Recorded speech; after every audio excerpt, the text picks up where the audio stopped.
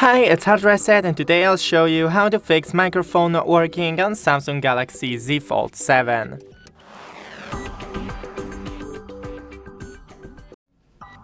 First, open the settings and make sure that your phone is up to date. So, search for updates, then updates, security updates.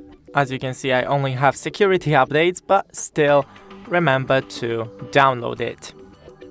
Then clean your microphones, that is right here and somewhere in here, with non-metallic tools, so like a Q-tip or compressed air. Then try to test your mic in a voice recorder. I don't know if I have one.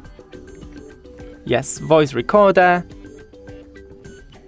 So I need to set up it first, allow, and test your microphone.